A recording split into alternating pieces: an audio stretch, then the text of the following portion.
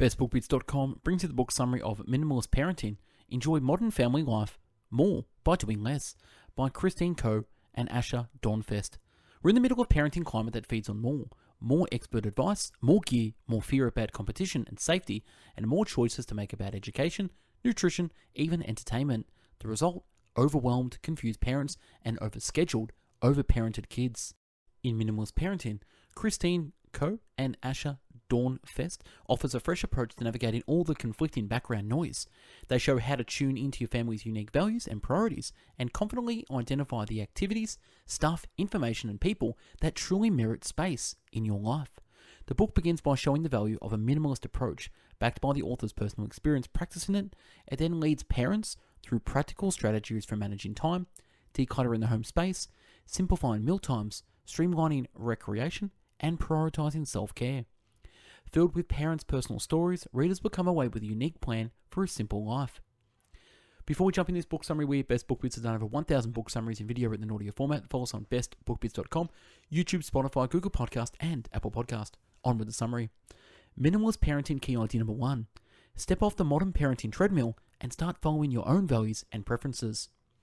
If you're a parent, like I am, you're familiar with the exhausting modern parenting treadmill of expectations, choices, and pressure. Luckily, there is a way to stop the madness. Chances are you already have everything you need for a great family life. Time, love, and probably enough money for basic necessities. The stress and hurdles come from an abundance of choice, stuff, obligations, and guilt. Choice is wonderful, but the incredible range of choices today, from philosophies to gadgets, is overwhelming. Minimalist parenting, however, is not about the harsh rules or living like a monk. It's about giving yourself the permission to reject impossible expectations and so-called ideal ways of parenting. It's about living a joyful life that fits your personal values, not those of others. Parenting this way makes your kids stronger and allows them to grow. Here are a few steps to get started with minimalist parenting. Begin with a fresh mindset that challenges the modern parenting demand of more. One way to do this is to stop comparing yourself to other parents. Even if their children have more toys, get better grades, and do more activities, their style of parenting is still not yours. Everyone has to develop their own unique path. To do so, you need to know yourself and your family. Your family might want different things than you do. If you crave adventure and travel, but your family doesn't, you shouldn't focus everything on traveling the world. Next, drop the idea of being perfect. Instead, try to improve bit by bit. Bear in mind that you're not alone in the struggles and that other parents share the same worries. So talk about your experiences with them. Finally, remember that more doesn't necessarily mean safer or better. Your child's future isn't determined by his or her first violin. Real importance lies in being present, minimizing, and being happy with yourself. Minimalist parenting idea key number 2. Minimalist parenting is ultimately about you. There's a wealth of great advice out there, but it doesn't matter that you have to abide by everything you hear and read. In fact, it would be helpful to do quite the opposite. You must learn to trust yourself, your interest, and decisions.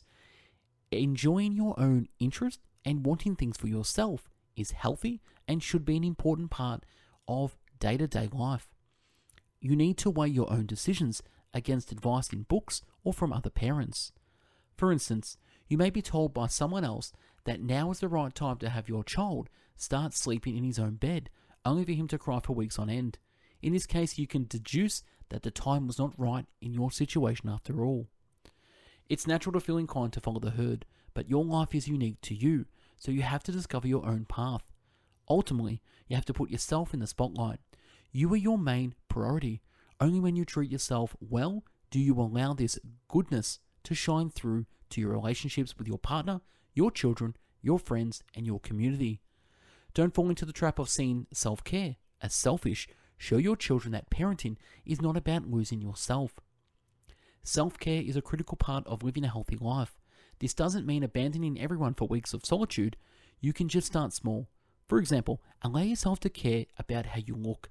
Even if you work at home, get out of your old yoga pants occasionally and put on something that makes you feel great. Allow time for your partner too. Part of caring for yourself is nurturing this relationship. Rather than focusing on getting by and managing family logistics, start making room for pointless fun again.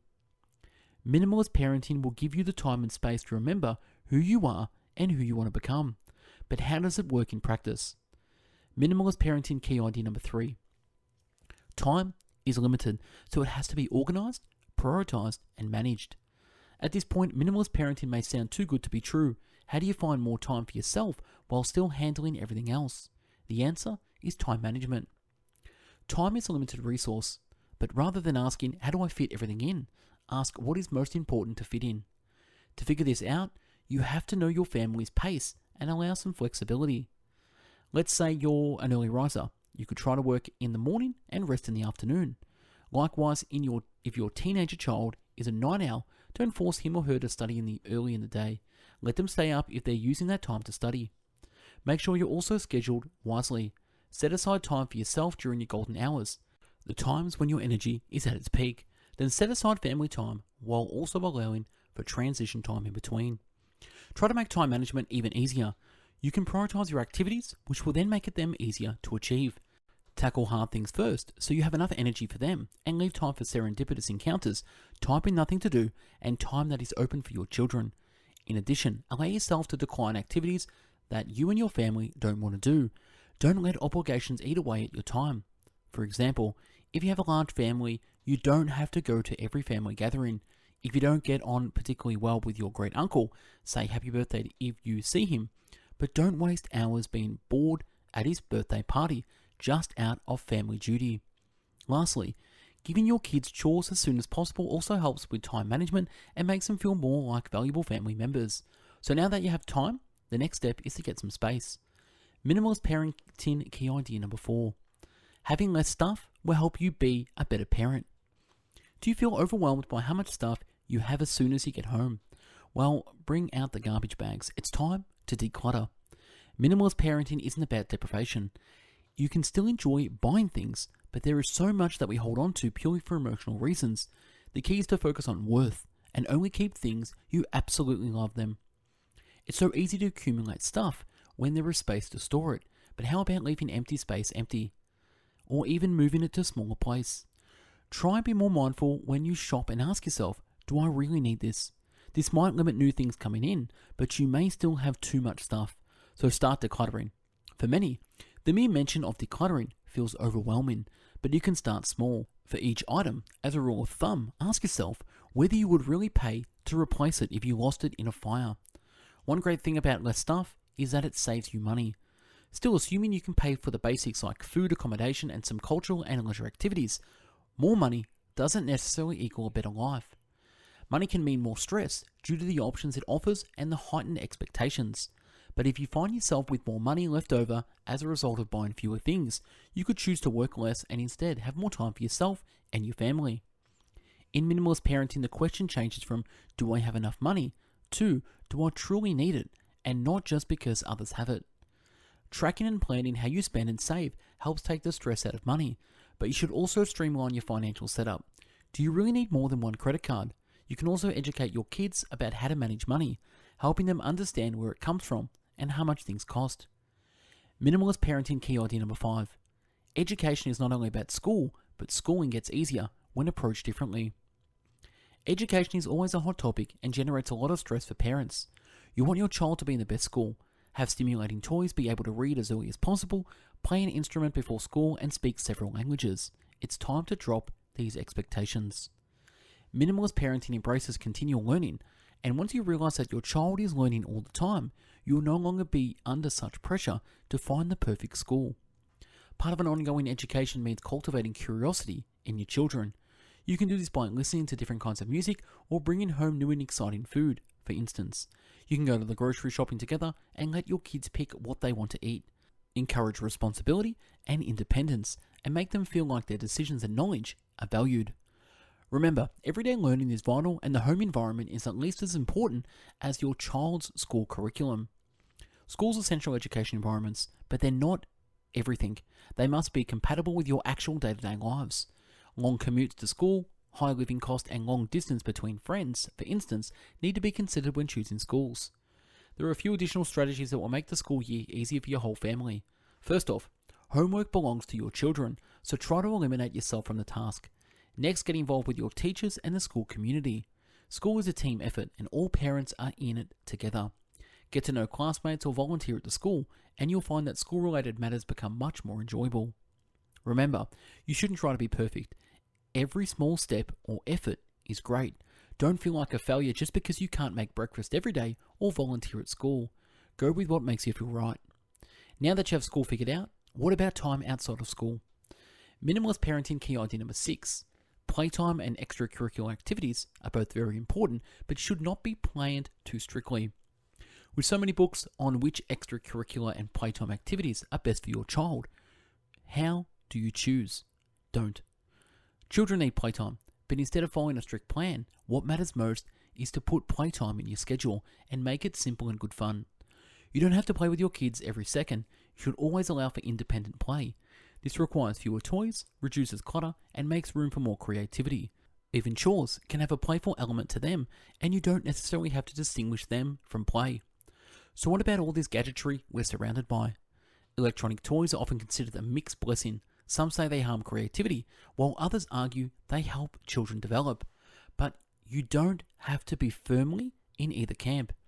How about finding a balance that fits with your family? If your children get a kick out of some gadgets, see if you can get them to develop their own games with them. Remember though, that electronics are only one kind of activity your child can engage in.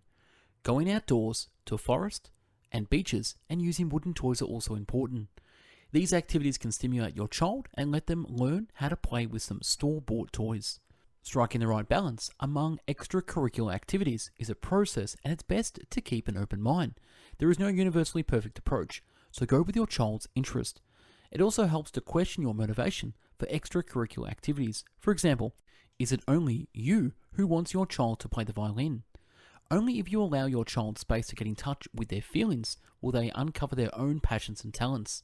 This does not mean you shouldn't encourage them if their motivation is lacking, but always listen to them and question why you push them. Minimalist parenting key idea number 7. Shared meals are a great way for your family to connect. Do you get stressed even thinking about your next vacation, the next birthday, or even tomorrow's lunch? With a bit of minimalist parenting, you don't have to. Preparing a variety, nutritious and tasty meal can feel like a huge effort, but you needn't be a gourmet chef to pull it off. Just keep it simple. Start by planning and shopping ahead. If you find a tasty recipe for your whole family, make it regularly. You can also get your kids involved by taking them grocery shopping. This can be stressful, but it's also a wonderful opportunity to educate them. When you go shopping, look for local vegetable producers. This often means less driving, and you can show your kids where vegetables come from, which will keep them interested in eating them. When it comes to meals, simplify preparation and presentation, and instead focus on the conversation and connection that happens at the dinner table. Employ some basic rules and give everyone a role to carry out, which will bring about a sense of family connectedness. It's also a good idea to focus on weekend meals, when it's easier to all eat together. And remember, if you don't like cooking, don't force yourself to concoct complicated meals. When you get into the swing of minimalist parenting, you'll find yourself spending less money. You will no longer compare yourself to other parents, and you can therefore stop buying things just to keep the pace with them. Use this saved money to create lasting memories for yourself and your family, take a trip, go to a concert, or do whatever else feels right for you. Similarly, when traveling, be wary of excessive scheduling and stay open to new opportunities. Travel is a fantastic way to open you and your children up to experiences that aren't part of your everyday routines. In review, Minimalist Parenting Book Summary. The key message in the book. Having children doesn't necessarily mean you and your interests have to come last on the family priority list. Rather than looking for new ideas on parenting, listen to your gut and take stock of you and your family's values. Simplified in this way will create more space and time for you to develop together and as individuals. Actionable advice.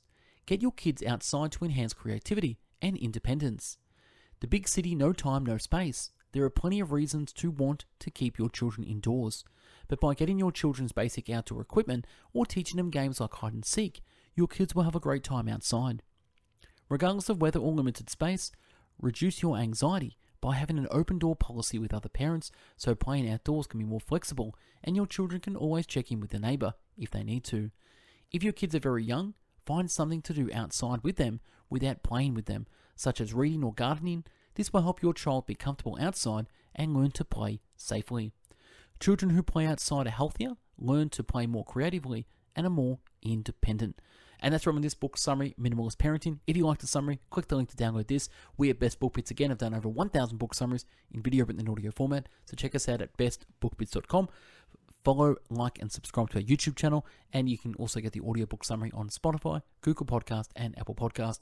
If you want to support the channel, you can download our top 450 Best Book Bit summaries in one massive downloadable PDF and also MP3. Listen to read anywhere offline. Thank you again for watching and listening. Have yourself an amazing day and go out there and do some minimalist parenting. Take care. Bye-bye now.